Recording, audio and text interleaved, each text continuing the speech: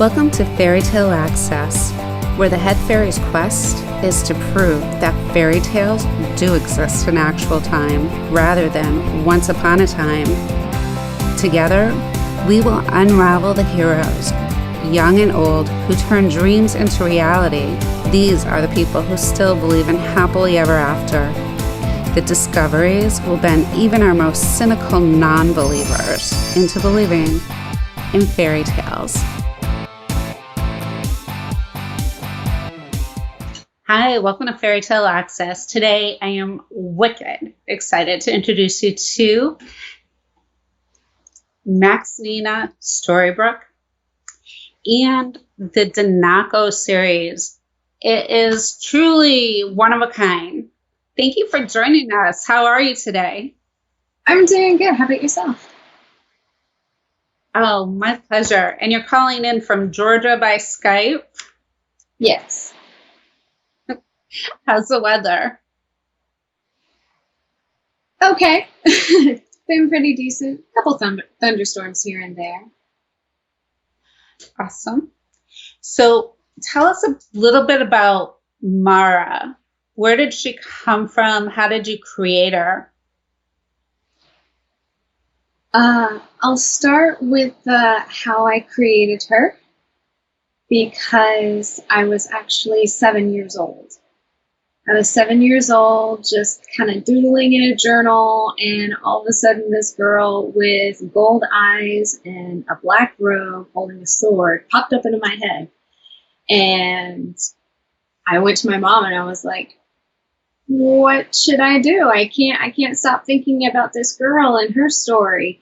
And my mom, being a mother, doing dishes, just going about her business and doing her thing, just nonchalantly said, we'll go write about her. And ever since then, I've been working on this story, fleshing it out.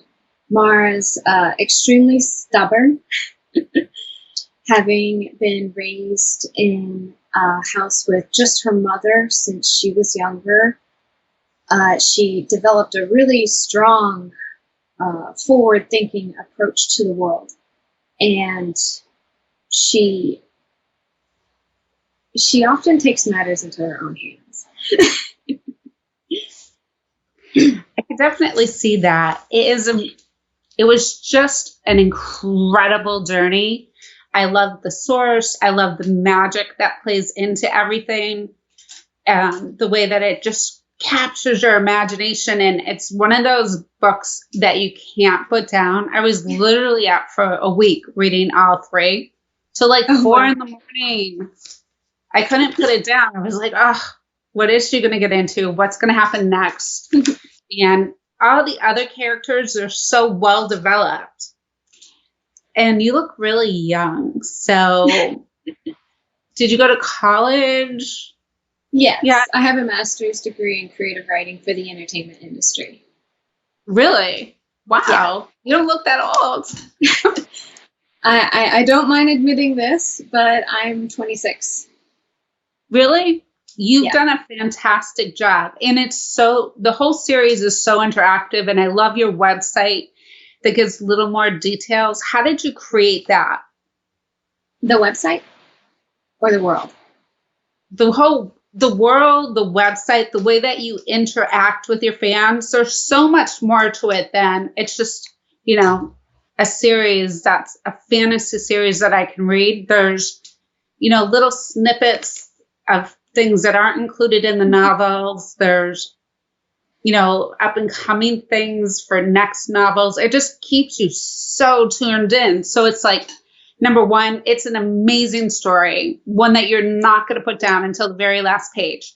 And then number two, your whole marketing plan brings the reader in and really just gives them more to do and more to look forward to, that they're constantly probably checking up on you to see what you've added. Most definitely on that. As for the world building and all, I've just kind of been developing the world over the years. And I also have this little book I call my Mahogany Notebook that has a lot of the world building. It has all of the different types of rank inside Carlisle Academy in it. It has the different High Lords, their positions, their history. A lot of stuff that actually isn't inside the books right now is inside this little notebook. And I've just consistently worked on it. And then same thing with my language dictionary. I actually have a document on my computer that has the entire language system on it right now. All the words that I've used in the books, all the words that I've used in the short stories that are on my Patreon, it's all compiled into that one document. And so I take all of this information, and that's how I created the websites, such as the Danarko Vault and also the Sealed Archives, which is my Patreon exclusive website with all the short stories. I know, but that just adds to like the whole element. So it's actually like, I think as a reader, you know, it gives you something to look at, look into while we're waiting for the next book in this series to come out. That's how I treat it. So, well, in the fantasy world, there, you know, some fantasy writers have gone on to like have interactive games that are based on the novels, but I've never seen anybody set up as well as yours is, because thank you. Your fans are just, you know, it's such a treat, and it's like it's ongoing. It's one of those books where you get really attached to the characters, and you don't want them to leave. You want to know more, and you hope that author is going to continue to write. And then, you know, you go to their website to see when things are coming out, and there's all this other information about the series that you can get into, and it totally, like, it's so encompassing. I love it. I love everything about the novels themselves, the way that you created the world, how your vocabulary seems to take on pieces of Latin, pieces of like an Irish brogue or something. But just the way that you developed it, it's so well done. Seriously. I actually based because I took Japanese in college, and then I actually took Gaelic, which is Irish, in high school. So a lot of my language building was actually based off of my previous knowledge of the languages. And also I took a linguistics class in college. Originally, I thought about having my bachelor's degree in linguistics. So language fascinates me, and building cultures fascinates me. Cultures in general fascinate me, and just how something happens and later down the line it impacts that culture or that person or that language. All of that really sparks my curiosity, and I took that curiosity and I threw it into my imagination. You can definitely see that. I love the engineering aspects of it, the adoption, the way that the whole family dynamics work. You could see the Japanese influence with the meditation, the physics that were involved were outstanding. You must be like this all around, like, A student and everything. Oh, and the symbolism in the story as well as on the covers. Can you explain a little more about what that's about? Yes, actually. I'm very proud of those covers. I designed the runic system as well, which is based off of one of the languages inside the book. The Sharos language, which is the language of the Elves. They go based off of runes, which I based loosely on how Japanese kanji are formed as well. The only thing that really is a similarity between the two, though, is that one symbol and another symbol, when combined, create another word. That's the only similarity between the runic system and kanji. But as for Danarko, the first book that you held up, that rune right there, that wavy line in the middle, means family or family name. And then the rest is a symbol that is specifically relevant to that family. So literally that rune and that the size of that wavy line actually means that this is the family name Danarko, which is Mara Danarko's name. Wow. And then And I could go Because I into don't- the other ones too, but yeah, like with book 2, it starts to look really more complicated, almost like a maze that you have to get out of, which is really cool because the story is intricate in the way that there's these twists and plots, and it's so spellbinding. And I love the Elven community, the way that they all came together. So what does this one mean? that one right there is another combination of 2 rooms. The one that looks vaguely like, like a stick person with the arms sticking straight out and then the legs coming out. That one, and then the little circular design at the top, that one right there is person, and then the rest of it is the room for Voyana, which, as you've read them, it's the biochemical in the story. And so the way that those 2 are positioned literally means Ecalain. And there is another one, Ecalain, which means High Lord. That one uses the exact same runes, but it's structured differently. And Is that one, huh? And this one is Carni, which is a realm, and that one actually has 3 runes in it. So the wavy line in the middle is, of course, a name, a proper noun. And then the P shape and the T shape are the baselines of Carni Alamir's name, a historical figure. And then the one that looks like a cloud and a planet or a moon or whatever, those are runic designs from the original rune of a realm. And so by combining all of those and structuring them in a certain way, it literally means the realm Carni named after Carni Alamir, if you wanted to spell it out. But they just call it Carni, obviously. wow, that's amazing. Seriously, wicked.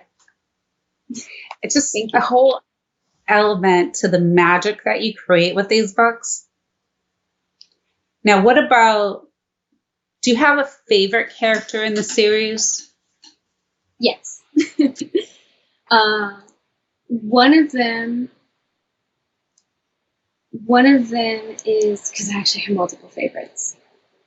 The one that is my ultimate favorite, though, is Lyric. And he's just he can be so aloof yet serious, and he's just very honorable and a very good person to have around, really, because he's very dependable. And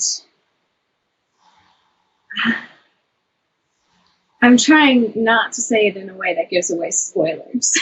Right. Don't give away the story. It's too good. My other favorite. But my other favorite one is Hope.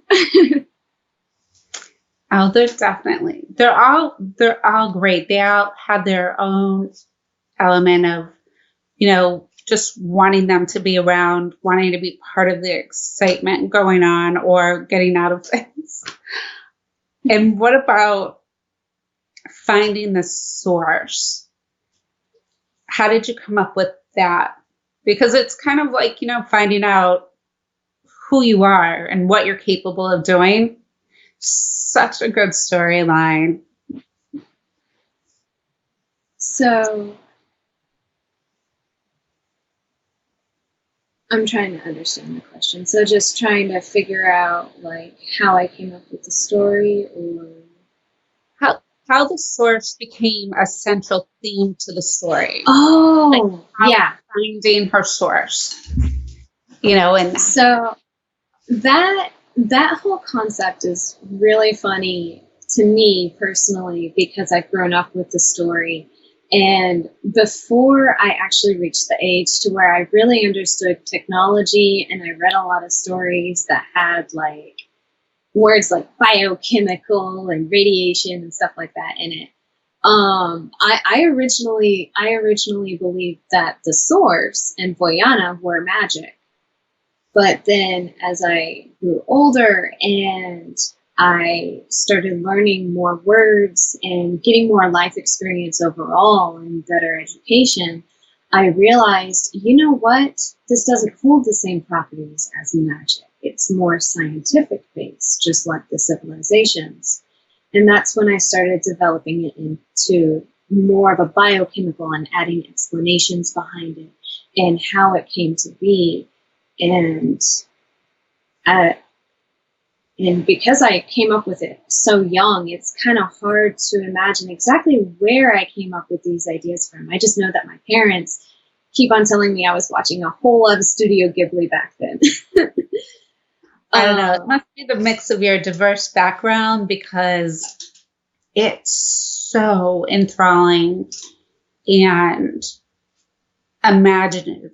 There's like, it has all the good adjectives to describe it, because it's almost, I don't know, it was one of the best adventures I've been on this year, honestly. And I read a lot of books, but it was the whole thing about you. Personally, the way that you set up your presence online, the way that the whole story flows, that there's a way to connect with you, the author, and find out more about the development of this culture and the community. And I really love the whole way adoption works throughout this. That was a really good social theme.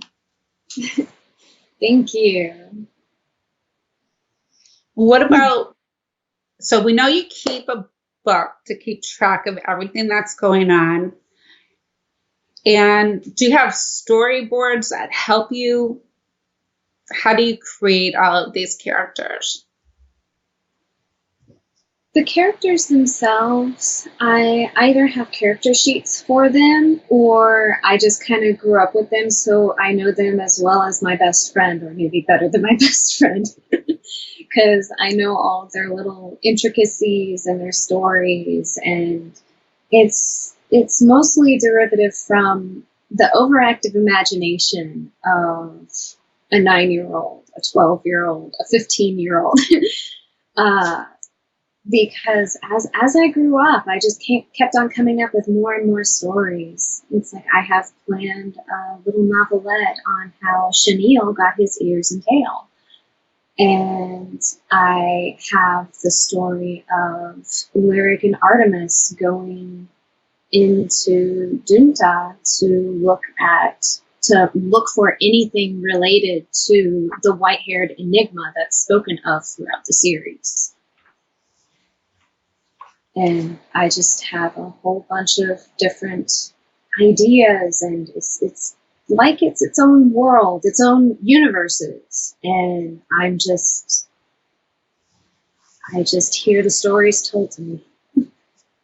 Well, I love the dedication in book 2 to your dad.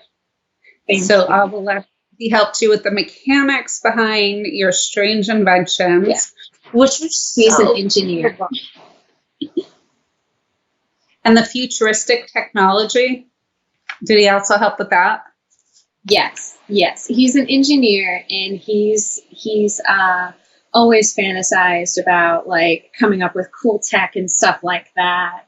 One of his favorite things is like Iron Man's suit, and I grew up constantly going to him, asking him questions about how this works, how I'll do this.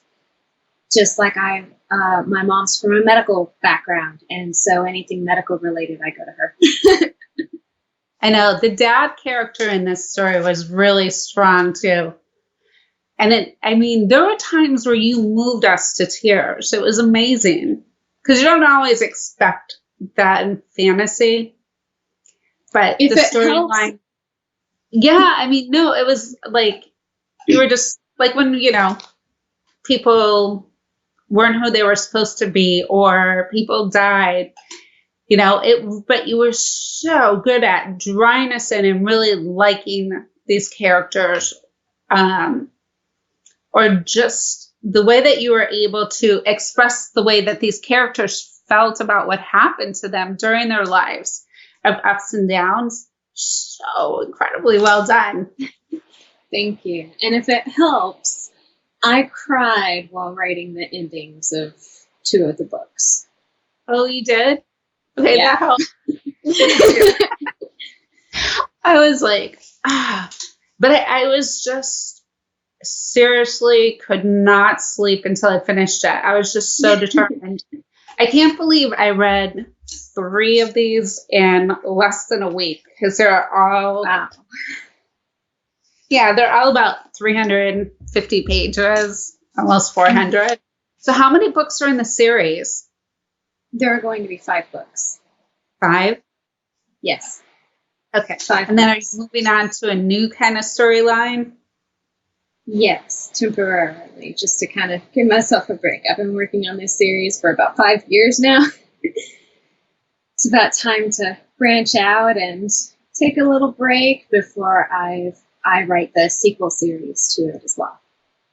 But Do you do this full time? Or did you write this series full time? no, I've been working intermittently. Right now, well, yeah, I have a full-time job. I typically work about 60 hours a week.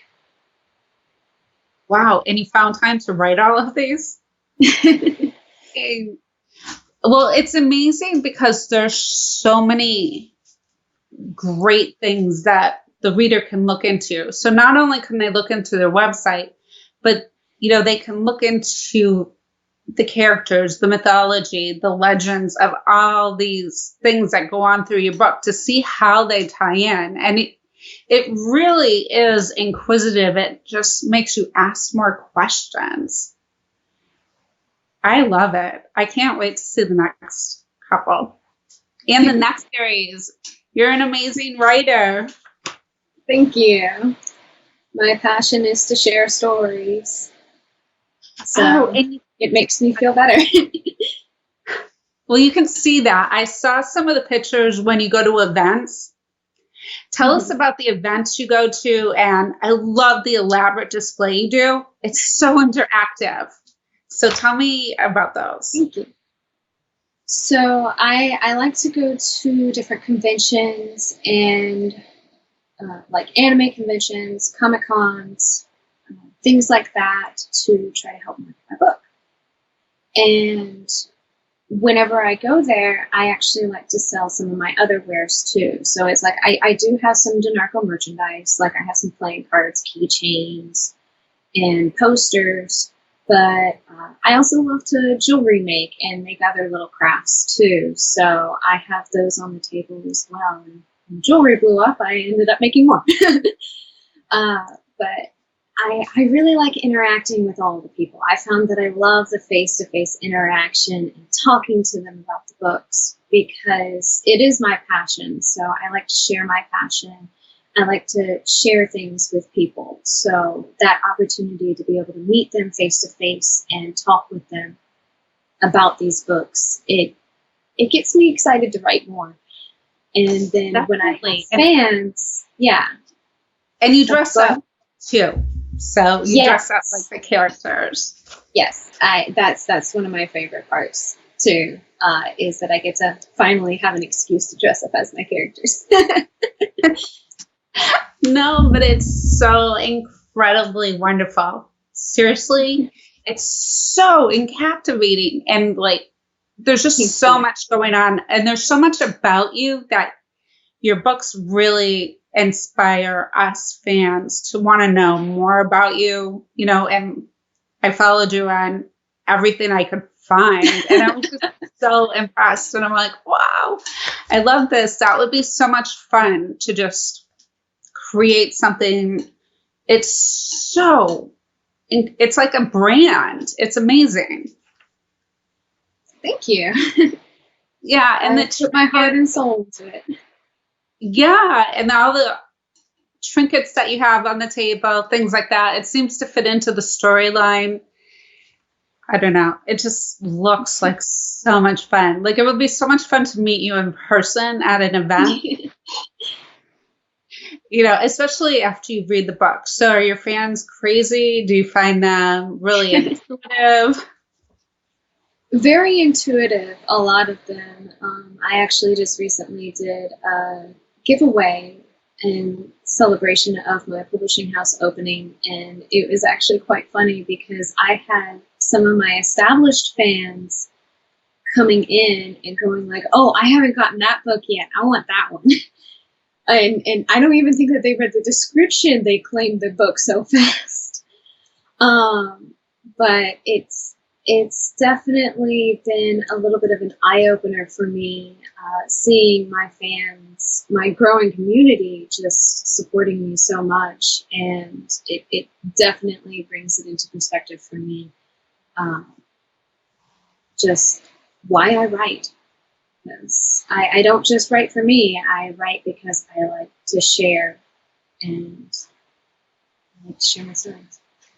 Well, yeah, I mean, you have your hobbies, so, writing could eventually be a full-time job, but I mean, you're crafting, the way that you do your costumes, your drawings, the way that you depict your characters, and we can see them at an event.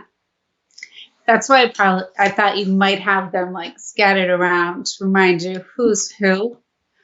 But yeah, you're just very talented in so many different areas, and it's such a wonderful display of all those talents, the way that you put this all together. I have had so much fun following you. You have no idea. I felt like So going forward, we can expect another series. And do you have any last minute advice for young people that are interested in sharing something they've imagined since they were children? Don't let anybody hold you back. That's my biggest advice. No matter if it's one person, 10 people, or 100 people, if you want to share something you are passionate about, then share it. Because there's always, always going to be someone out there in the world who wants to see it, who it will help. And that beauty, finding out that your work, no matter how insignificant you might think it is, has helped someone, it's an amazing feeling. Well, you definitely do that. And you went out the extra limb.